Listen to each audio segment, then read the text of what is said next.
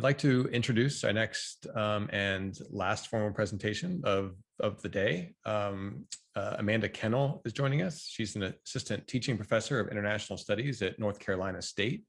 She's also working on a book called Alice in Evasion, which is about Japanese adaptations of Alice in Wonderland. Amanda's work has appeared in the Journal of Adaptation in Film and Performance, in the Journal of Popular Culture, and elsewhere. Amanda is also a Trojan who earned her PhD from the University of Southern California, as well as her MA from the University of Pennsylvania. Amanda will be in discussion with Yoshi Momma, who is a major Carroll collector and compiler of the World of Wonderlands Japanese bibliography. He's a founding member of and the first chair of the Lewis Carroll Society of Japan, 1994, and he's been a member of the Lewis Carroll Society of North America since 1980. So the two of them will discuss the reception of Carroll's work and how Carroll is viewed among Japanese scholars and enthusiasts. So Amanda and Yoshi, take it away.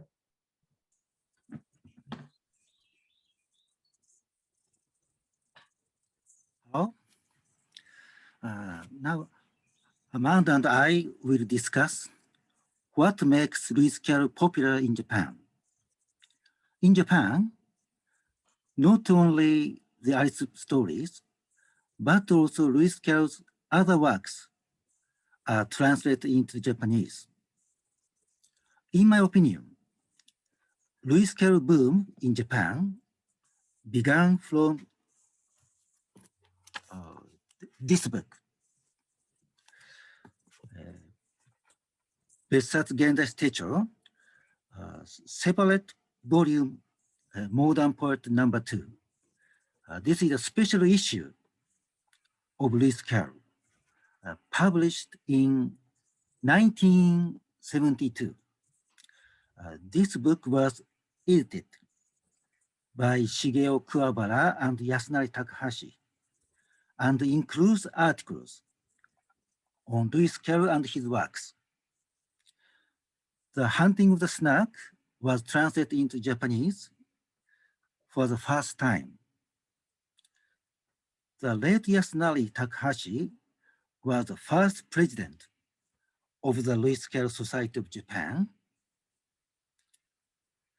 and he was the very person that made Lewis Carroll popular in Japan.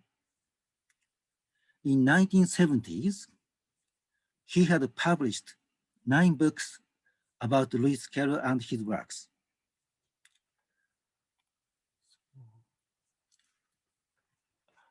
Amanda, please show the content of the book. So this is a wonderful volume. It's divided into 4 sections, I believe. And we've provided here the names of the articles and the authors in English and Japanese. So the first section is called Carroll Wonderland. It has a variety of analytical essays. The second, well, I say that they get a little creative in that first section. The second section is called Treatise on Lewis Carroll, and includes some fascinating pieces, including, for example, Carroll linguistics, which, if I can show you here, involves the creation of certain very nice, how do you put it, tables, original tables and such.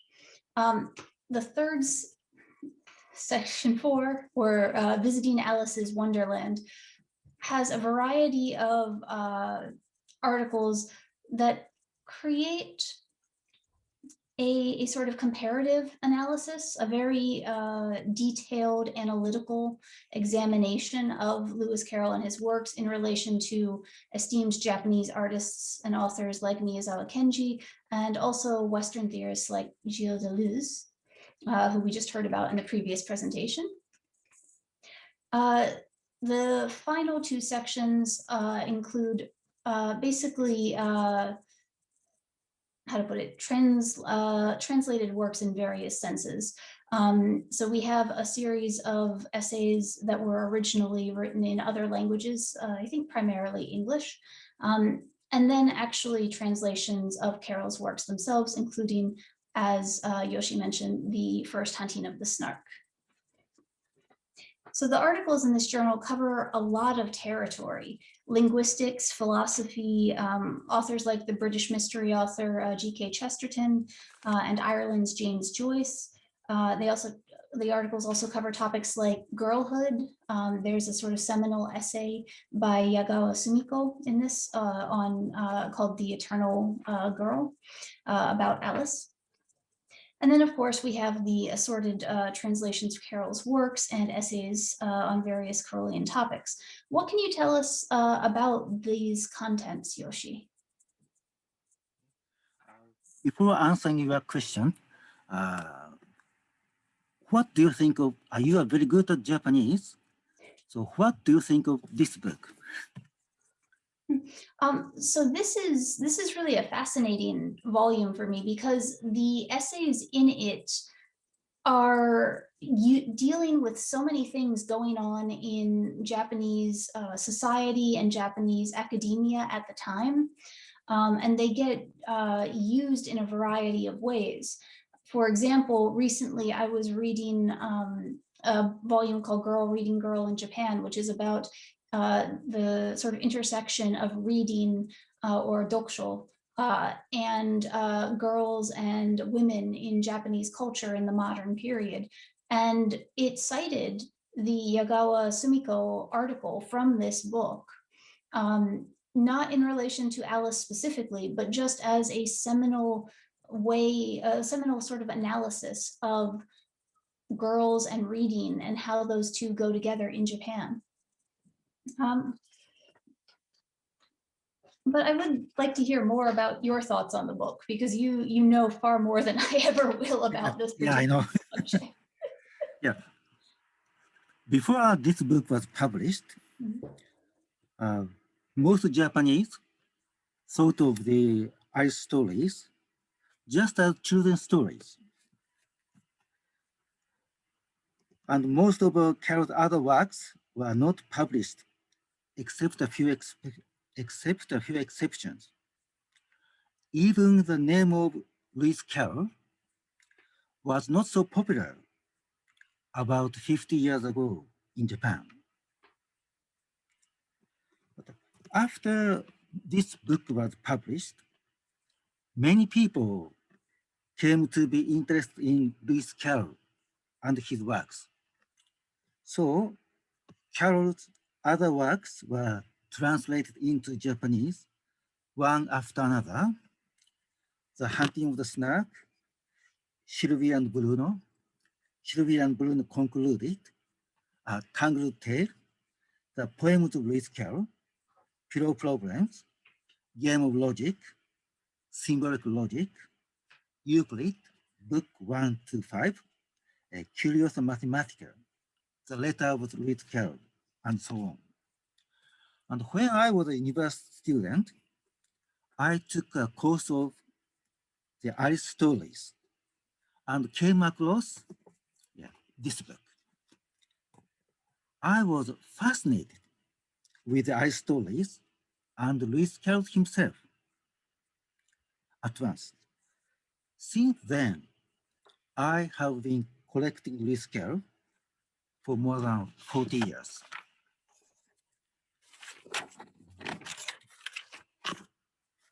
So I'm going to please ask your next question. So what makes Modern Poetry Notebook #2 just so important in Carolian studies? Was it that the book was extremely popular in Japan, or it was responding to something that was already trendy, or was there something else entirely? This book was reprinted many times. And that time, this was the best guidebook to know Lewis Carroll himself and his works. If it had not been for this book, Lewis Carroll would not so popular now, I think. And after this book was published, so many books about and by Lewis Carroll have been published.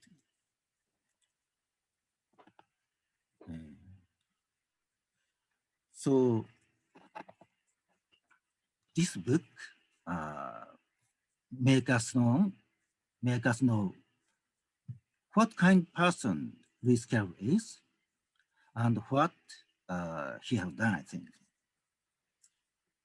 Is it okay with it? So next question, please. Certainly. It does seem like this book marks a shift. There were a lot of translations of Alice prior to that, but there wasn't really any interest in Lewis Carroll himself.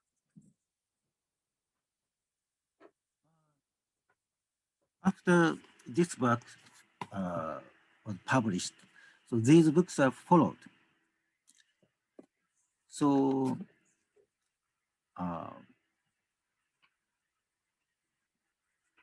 many Japanese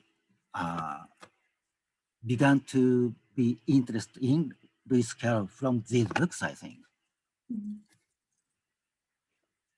Certainly, as we look at this table that you've put together, you've got volumes that are aimed at people who are interested in children's literature, like the Japanese Juvenile Literature Volume 8 or the World of Children's Literature #1. But you also have journals like Eureka, which there was one on the previous slide. There's a second issue of Eureka here. And in fact, one of these is actually a very large, very thick, special publication for the 150th anniversary of Alice's Adventures in Wonderland. And these volumes are aimed at very wide audiences. So we can see it's not just that there are specialists in children's literature who are interested in Carroll and his works, but how else, aside from these kind of special issues of journals and things like that, how else has Lewis Carroll been studied in Japan?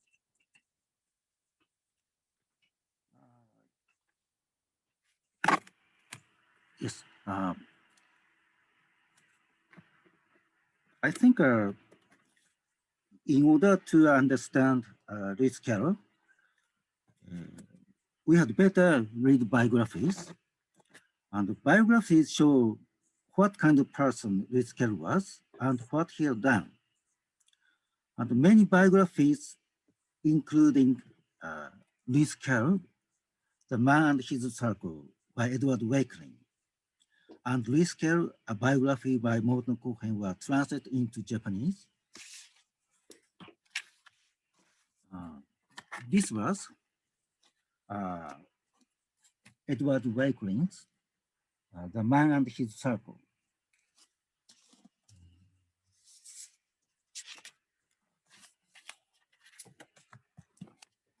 Supervised by Kimie Kisumoto, Kazunari Takaya, and Tokuji Shimogasa.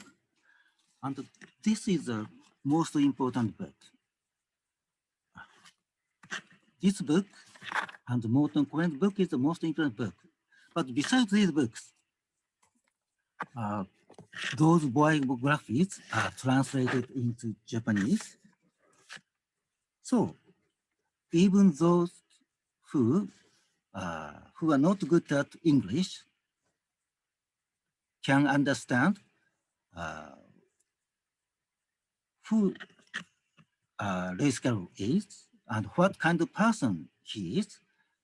And so, as I told you, even though who are not good at English can know what kind of person Lewis Carroll is. So that's why Lewis Carroll is very popular in Japan now, I think.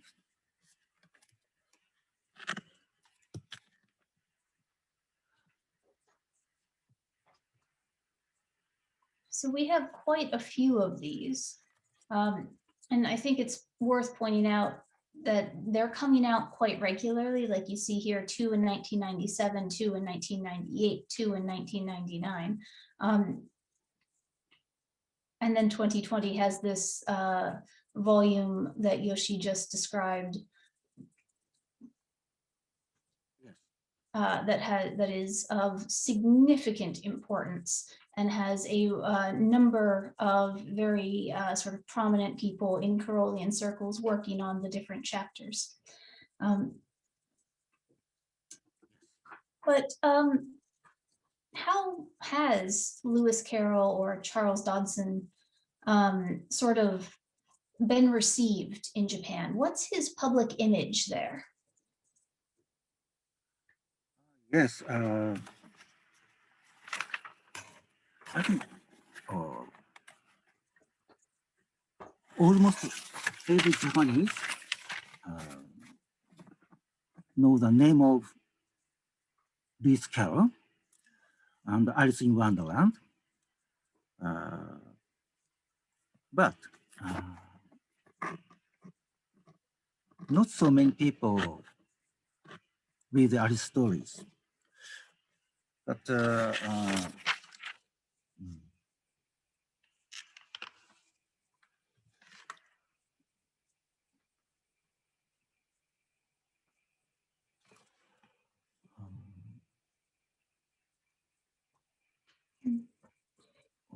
excuse me, I'm a little bit nervous now, sorry. I wonder if you could tell us a bit.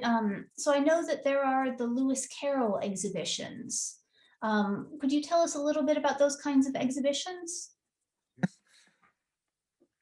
In Japan, the Lewis Carroll exhibitions have been held frequently since 1980s. Now, through the Looking Glass exhibition is held at Picture Library in Karuizawa, Nagano. And last year, from 2019 to 2020, the Magic of Alice in Wonderland exhibition was held at 7 places in Japan. Go back to in 1993, Alice in Wonderland exhibition was held.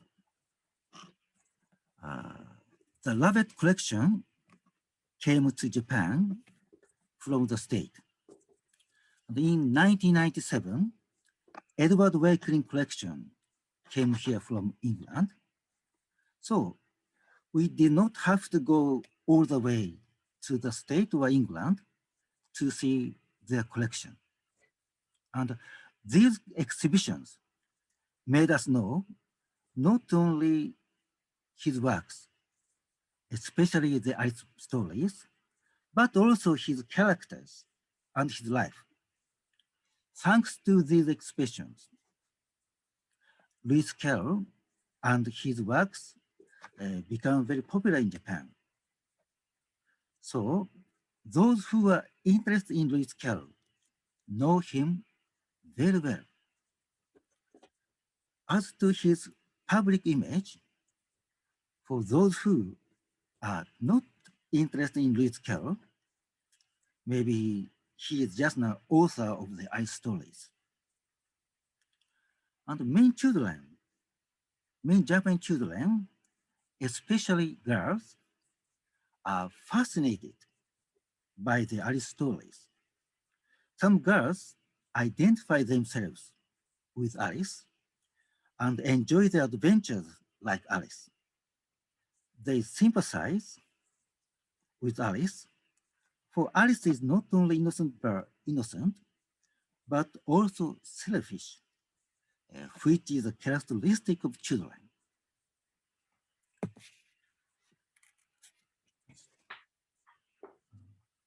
Now, I would like to ask you, Amanda, you came to Japan several times. What do you think of Carol's image in Japan? I think your opinion is different from mine, but it is very interesting to know your opinion, I think.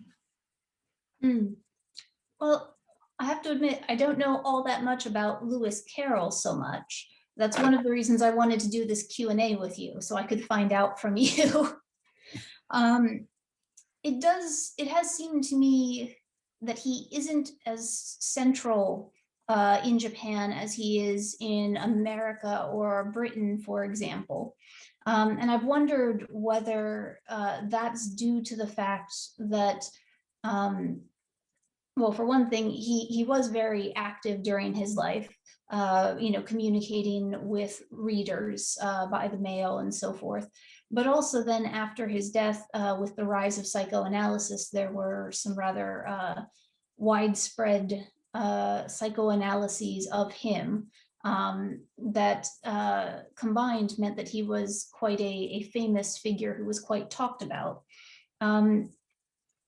However, before getting into that, I think everyone would like to know a bit more about the Through the Looking Glass exhibition that you mentioned at Picture Library in Karuizawa.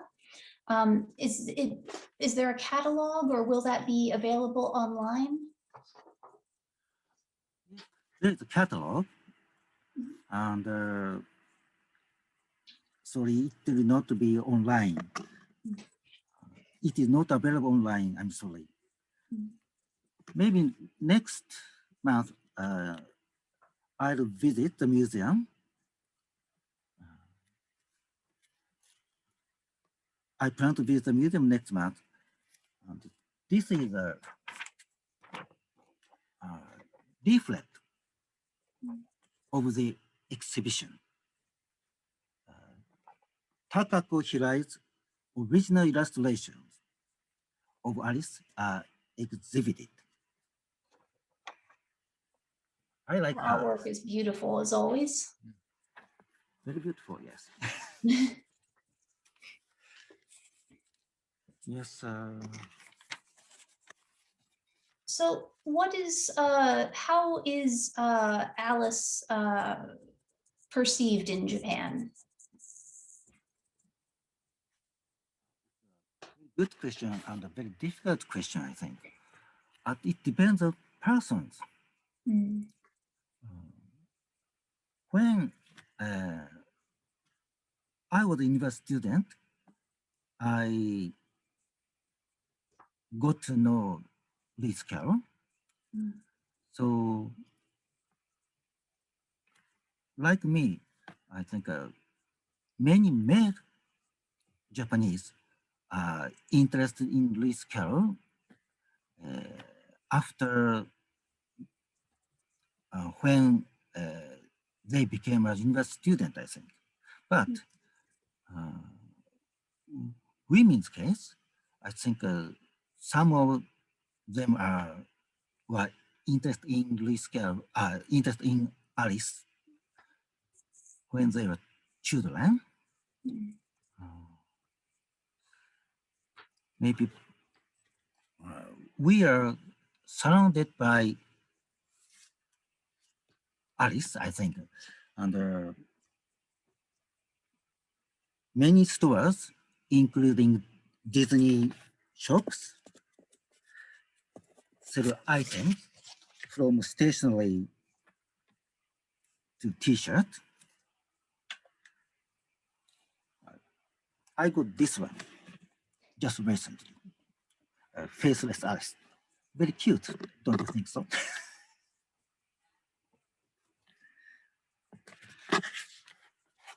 And one of the English textbooks for junior high school students in Japan have an Alice and Humpty scene.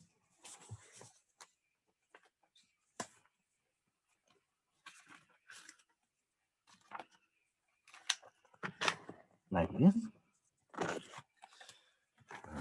For more than 40 years, this scene has been used in the textbook until recently. So, and the movies, Disney's Alice in Wonderland, Dream Child,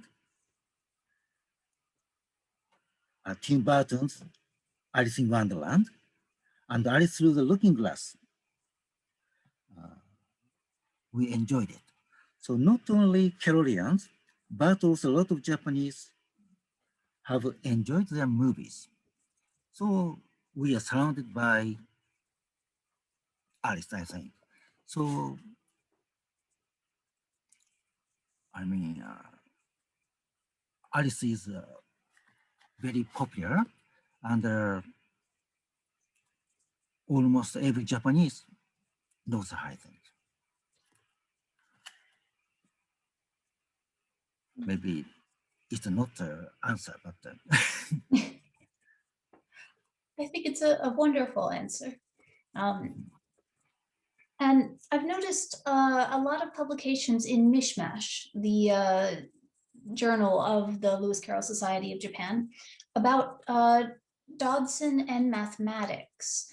Does his mathematical work attract many fans? And if so, do they have any interest in his fiction? I do not think so. Only a few people, like mathematical teachers, are attracted by his mathematical work. But his mathematical work is known to us a little bit, but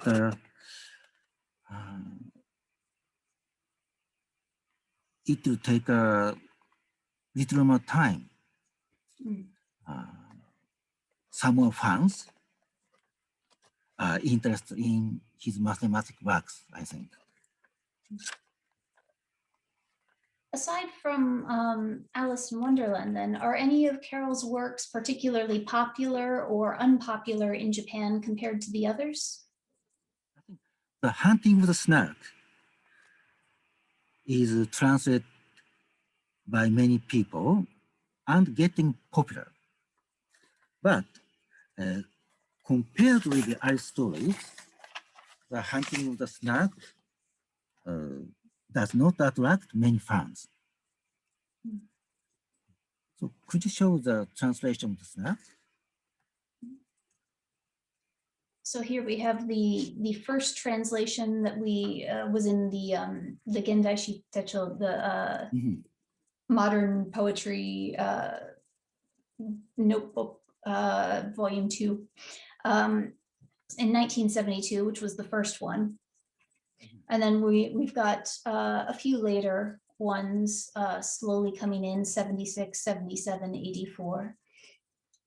And then it starts to speed up in 89, 2 in 1991, 1998, 2007, 2014. So they're a bit spread out, but they're also appearing in different types of journals. And then we have a few more. And I noticed you sent this to me to put into a PowerPoint as translations of The Hunting of the Snark. But then you also have works inspired by The Hunting of the Snark. Could you talk a little bit about these? Yes. 1992, Miyuki Miyabe wrote The Hunting of the Snark, but this is a mystery inspired by The Hunting of the Snark. And going down, please, 2008 to 2009, manga comics, The Hunting of the Snark were published, and also, Next slide. Next slide. Translation. Endless Snark Galley, Endless The Hunting of the Snark, and William DeAndrea and Richard Shaddock. So these books are translated into Japanese. So many Japanese know and read The Hunting of the Snark. But still, the other stories are much more popular, I think. But Lewis Carroll's other works are getting popular, I think. What about Sylvie and Bruno? I don't think Sylvia and Bruno concluded are popular in Japan, but Sylvia and Bruno was translated into Japanese in 1923. It's about 100 years ago. Kazunari Takaya found out Sylvia and Bruno concluded was included in Kin no Fune, the Golden Ship children magazines, from January issue to November issue. It was about 100 years ago. At that time, Japan was very aggressive to adopt Western culture, I mean, European and American culture. And many children literature were translated into Japanese. So Sylvia and Bruno was chosen, I think. And I would like to talk about Kumiko Tyler's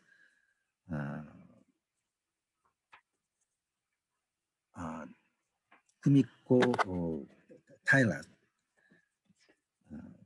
was the first person to point out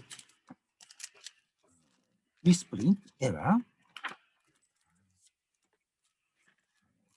Sylvia and Bruno concluded. It said,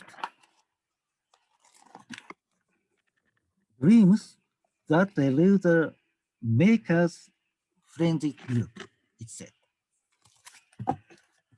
But this is error. Carroll dedicated his poem, a dream that elude the waker's frenzied gasps. But except first editions, it has been quoted as dreams that elude the maker's frenzied gasp. And according to Claire Imholt, Kumiko was the first person to point out this error, this misprint. Kumiko translated Sylvia and Bruno concluded into Japanese, this one, 2016.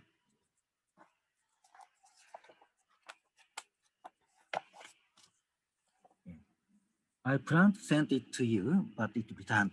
This is a book.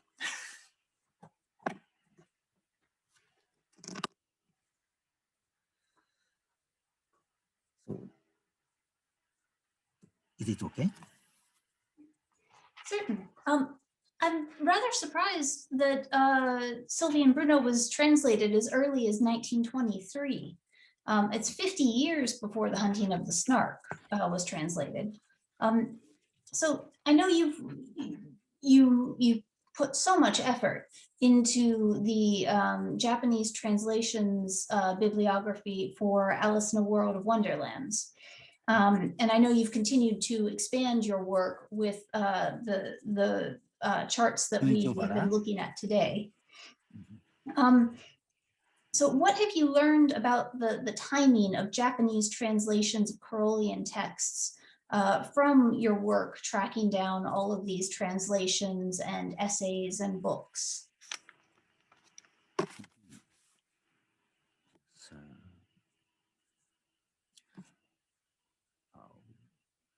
I was surprised Through the Looking Glass was translated into Japanese 1899. This is the first translation of Through the Looking Glass. I didn't know that. And in Japan, Through the Looking Glass was first translated into Japanese, and then 1908, Alice in Wonderland was translated into Japanese. But other countries, Alice in Wonderland was translated into Japanese first, then Through the Looking Glass was translated. And I was surprised. I think only in Japan, many reprints are issued. For example, Through the Looking Glass, this book,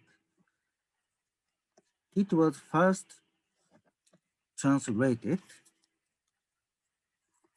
in 1959, and the last printing was 2008, 85th printing.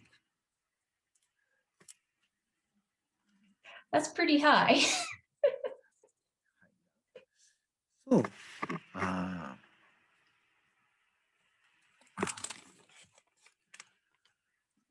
I myself surprised Japanese editions has so many printing compared with other countries. So with Shunichi Obara and Kimi Kisumoto, we participate in the compiling the Alice in Wonderland, Alice in the World Wonderland, and it has made us know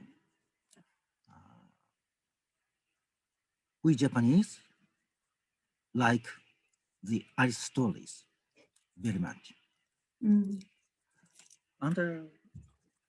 as to myself, the most important thing is through Lewis Carroll and through Alice in Wonderland,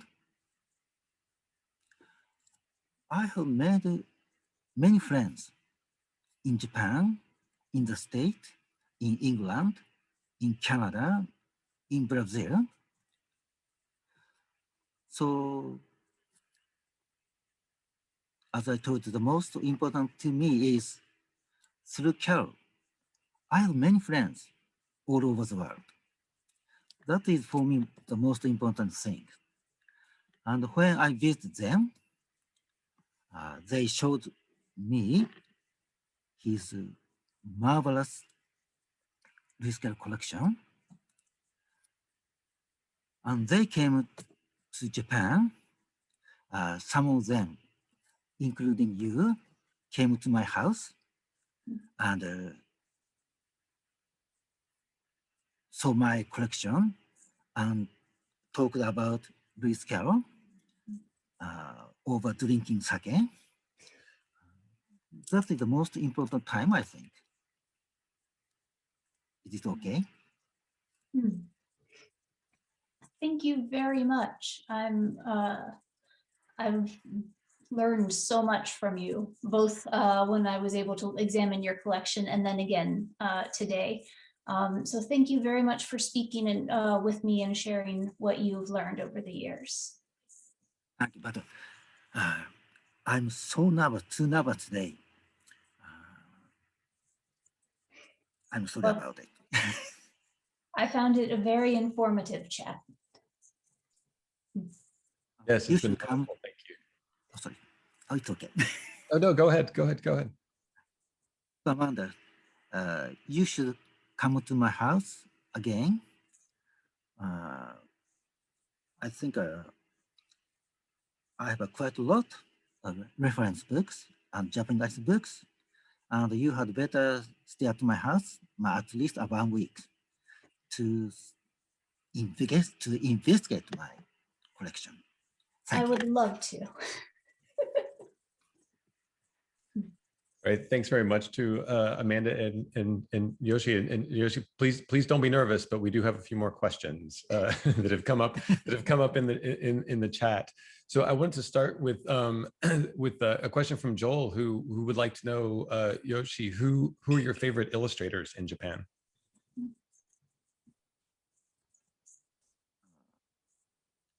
Very difficult question. You mean Japanese illustration? Or of course, that Kennel is most famous, and Disney is also. I think, in my opinion, I like the illustration by Takako Hirai. I like her illustration best.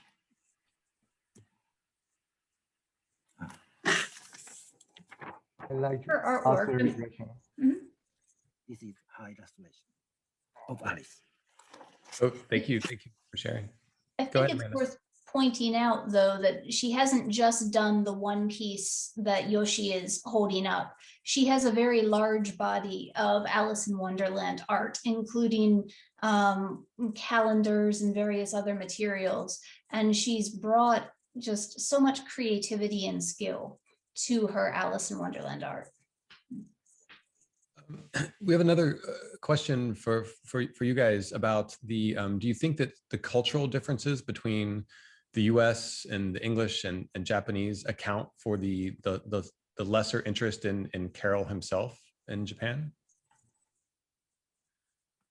Yeah, very cultural differences indeed.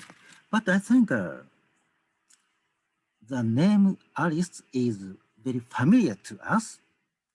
And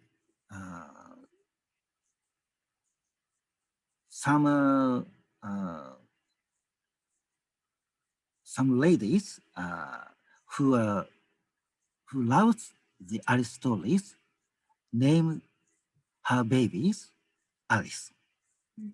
So and Alice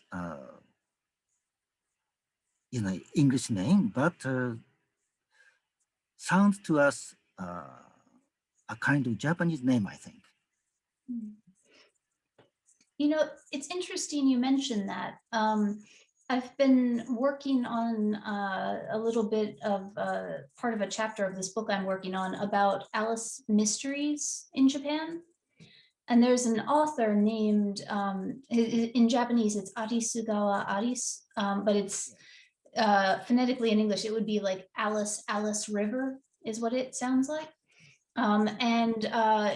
This is a created, you know, a nom de plume, but also sort of a character that he inserts in his books. And it's very clearly been created as a reference to Alice in Wonderland. He has a little sigil of the Cheshire Cat that he puts at the end of his books, for example. And I've presented on him a couple times now, and I've actually had people come up to me and say, it's not, the pen name is not a reference to Alice in Wonderland because Arisugawa is a Japanese surname and Arisu is a common name to name children in Japan, which is true, but in Arisugawa's case, he intentionally is referring to Alice in Wonderland. And I think it speaks to your point, Yoshi, that it's difficult for people to tell the difference. And I do have to hunt down things like his little Cheshire Cat symbol to show people, to prove that it's not just someone naming themselves Arisu because it's it's a commonly used name. And he likes the Alice stories. So his pen name is Arisugawa Alice. He's a man, yeah. Yeah. But still, I should have clarified that. Thank you. And sort of while we're on the topic of translation, we have a question from Bill Thompson about the complex tasked to translate turns of phrase and puns and verbal cadences that evoke mental images. How does the Japanese edition of Alice's Adventures in Wonderland compare to the English original with respect to puns and linguistic nuance?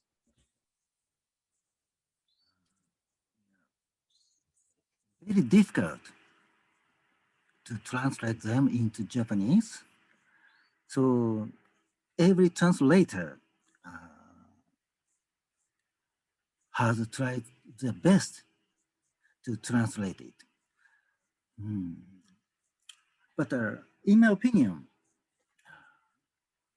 it is almost impossible to translate Carol's puns into Japanese. But anyway, Japanese translator, every Japanese translator does his best to do it. But I think, Amanda, you read Japanese in translation in Japanese. What do you think of the puns? You know, I think it's worth pointing out that there are probably at this point more than 500 Japanese translations of Alice, right? And so you have this question, but you have to think that with that number of translations, people are doing different things. And well, for one thing, there's an author who translated Alice's Adventures named Mishima Yukio. His translation is hilarious to read because Mishima is very much, you know, literature with a capital L kind of a man. And so whenever Carroll does anything like a joke about science or math, Mishima just pretends it doesn't exist. It's not in his book. And if that was the only translation of Alice's Adventures out there, I would be horrified, but there are so many others. You read the Mishima because you're interested in Mishima Yukio's take on the topic. You don't read it because you're trying to read Carroll's take on the topic. Added to which, I should not identify them, but a couple different Japanese translators of Alice have told me that it's sort of the convention in Japan that if one translator comes up with a really good way to translate a key phrase or a pun or something like that, you should avoid it. It's not sort of codified in law, but it's almost treated like they have a copyright on it. And you don't, as a professional translator, you don't want to be seen as kind of infringing on their territory, which from my perspective makes translating Alice much, much harder if you can't sort of rely on previous translators. But over time, I started to wonder if that isn't part of the attraction, that it, you know, the clever turns of phrase, the puns. If you're a translator, you don't become a translator because you dislike playing with words. So I think it actually is a situation where that's why people are interested in translating it. And that's why people will read multiple translations. Like I did, I read the Mishima, not because I wanted to read Mishima's take on Alice. It's a very thin book once you take out all the stuff that he did. You can tell you're not getting the whole thing. So I read it because I wanted to see what Mishima did. And in the same vein, Yoshi mentioned the translator Kusumoto Kimie, who's also written a book on Japanese translations of Alice, which is phenomenal. But she's translated it twice. And in a situation like that, you know, the translator is trying new things, but also as a reader, you're interested to see what has she done differently this time. Well, I'd like to sort of switch gears and talking about translating nonsense worlds back into VR. And I had a question for Jackie. You mentioned that you were kind of assessing it as a teaching tool, and you mentioned a figure of 2 out of 10 that you said is sort of the measurement of whether people are getting. I wonder if you could talk about what your assessment methods are and how you're sort of gauging how students or learners would interact with the space. Yeah, so we do have a beta version out, and I've been bringing it to middle school and fifth grader elementary school classrooms to see how they react. And the stats is 2 out of 10 that they will get the idea on the spot, and which I think is quite good because it's not easy to understand the non-token. The sound token is good and it's graspable, but the non-token is a little bit harder. And to move forward to really have an evaluation, I think the evaluation will come from how we can help our players to get the idea. It's not like to score, but I want to have a way that, because it's interactive, have a way to guide them to get them to understand the idea about what's the logic behind it, and what's Carroll's logic, and what's different from De Morgan's logic and Boole's logic and Venn diagram. They are all good at different things, and well, we use most is the Booleans and Boole's logic and to break it logic for like calculating different truth tables and how to see how they carry out the inferences and deduction. I would say I want to get to a place where we can guide the player, no matter how like, what level are they, to guide them to how to help them to solve Carroll's diagrams, like from 2 by 1, 2 by 2, 2 by 2 by 2. That's in Mark Richardson webpage, and also evolve into solving syllogism. That's the hard part, and I think that's the part where we can do it purely visually and through the interaction. You don't even need to learn how to operate the symbols, but you can learn from interacting with those visualizations. That's the goal, and that's also the roadmap that we're going to release our VR app. And of course, the fantastical elements that we also need some help if, you know, artists interested in building 3D virtual arts, and we're very happy to collaborate. And Eric has a question. What do you think about logic and emotion in Lewis Carroll, coming from a sort of a background in effective computing? Mm-hmm. For emotion, I would say there's a senses like in between, and so senses it's like connecting both logic and emotion, and I think emotion you can see that's a result of how our mind interacts with logic and senses, and if we talk about text, purely text, senses are you perceive those, you interpret those texts, and then you construct this imagination in your mind, and that creates the senses, which is different from virtual reality.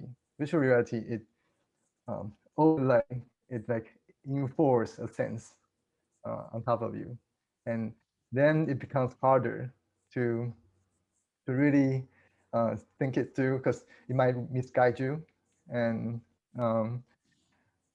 that's also why I think it's a very fun to think about logic in virtual reality, because it could conflict with your senses, and then what's left is your bravery, like Alice, and the logic in the mind. And I know everyone is curious. Do you have a projected completion date for the game?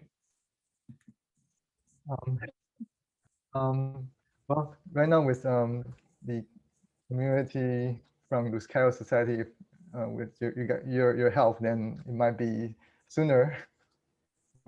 Possibly we'll aim for another release like around Christmas this year, and because we know that Christmas sales are big for VR games, So probably one release on Christmas and another one maybe next year Christmas. Right. Well, we all have something to look forward to then for Christmas. And I think we are out of time, but I wanted to ask Amanda if there's anything else you'd like to say about your book.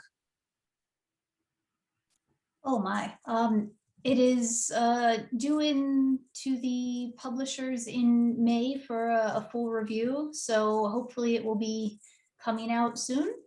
But it tackles a wide variety of Japanese adaptations of Alice in manga, in everything from stickers to themed restaurants. I particularly talk about translations by the esteemed author Akutagawa Ryunosuke, art by the world famous Kusama Yayoi, whom you may know from her polka dot art. And of course, I talk a little bit about what I have learned about Japanese Alice and Parolian scholarship from Yoshi, as well as Alice mysteries and fashion as in Gothic Lolita costuming. So it's a pretty wide-ranging book, so I'm not going to be super deep on anything, but you'll get a little bit of everything as soon as we can get it printed. Thank you. So is there any chance we'll get that for Christmas also? Honestly, I don't know what's going on with the publishing industry in terms of timelines. Because of the pandemic, I am very hesitant to say yes. So maybe Christmas 22 or 23. Certainly by then, I hope. All right. Well, thanks again to everyone, all of our speakers. It was a really terrific discussion and sort of terrific sort of cross medium and cross cultural exploration. So I really appreciate it. So thank you. And also just thanks to everyone for letting me have the pleasure of moderating throughout the last couple of days. It's been really fun, and it's always a pleasure and an honor to host you all at the USC library. So my final act as moderator is to turn it over to Mrs. Linda Cassidy to conclude our day before the social hour. So what a couple of days it's been. I'm so impressed with all the speakers. Today's topic was Through the Looking Glass, Voices and Vision. And I think that it was even more fabulous than I had imagined. So we started out with music, surrealism. We've had Aristotle, we've had virtual reality. So it's really about adaptation and how people apply their own lives to the man, is what I'm hearing about Lewis Carroll and his complexity, and then using the story. So I've learned a lot, and I would like to thank you for that and thank the speakers. There have also been a lot of overlap and references by the speakers to other speakers' work, and I find that comparison really helpful for me.